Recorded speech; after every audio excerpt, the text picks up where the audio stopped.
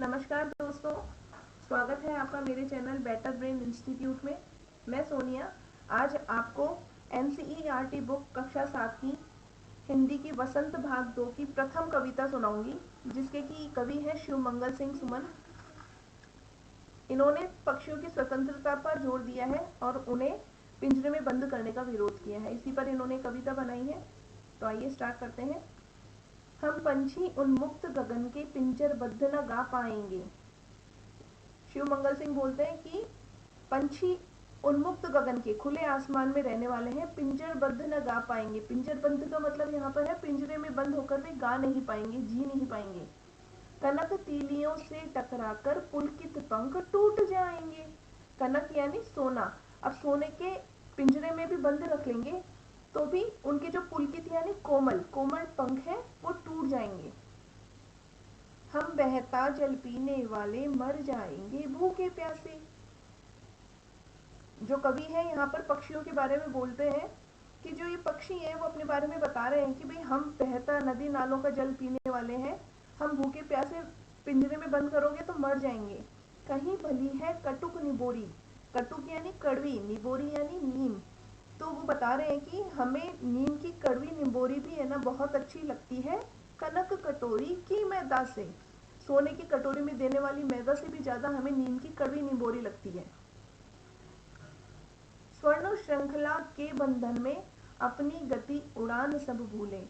स्वर्ण श्रृंखला के बंधन में मतलब पिंजरे में बंद रहने के कारण अपनी गति, अपनी चाल, उड़ान हम सब भूल गए हैं। बस सपनों में देख रहे हैं तरु की फुनगी पर के झूले। अब तो तरु यानी पेड़, तो फुनगी यानी डाली, तो पेड़ की डालियों पर जो झूले खाते थे ना, बस अब तो हमें वो सपनों में ही दिखाई दे रहे हैं। ऐसे थे अरमान की उड़ते नीले नभ की सीमा पाने।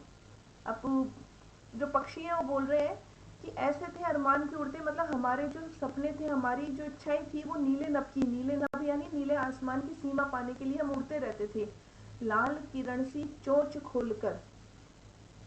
लाल किरण सी चोंच खोल का मतलब यहाँ पर है जैसे सूर्य की किरणें लाल रंग की होती हैं। पक्षी अपने बारे में बोल रहे हैं हम भी अपनी लाल चोंच को खोलकर चुगते तारक अनार के दाने, जो है ना तारे रूपी दानों को हम चुगने की कोशिश करते थे।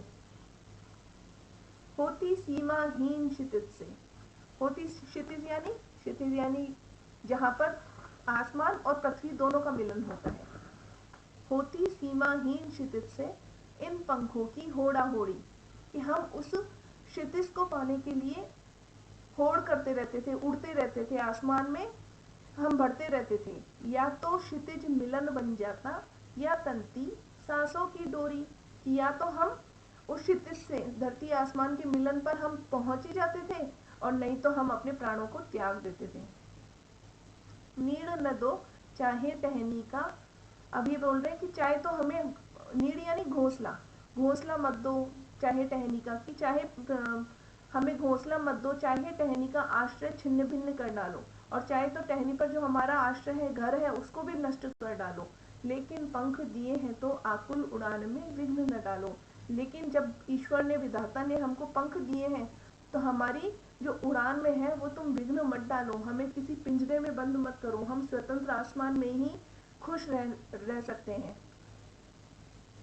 तो आई होप कि आपको ये समझ में आई होगी कविता, और आपको अच्छी लगी हो तो कमेंट करें। कुछ सुझाव देना चाहते हैं, कुछ कमी आपको लगी हो तो प्लीज़ कमेंट में मुझे बताएं।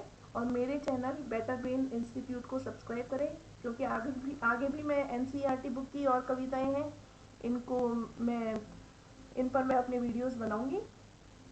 Thank you.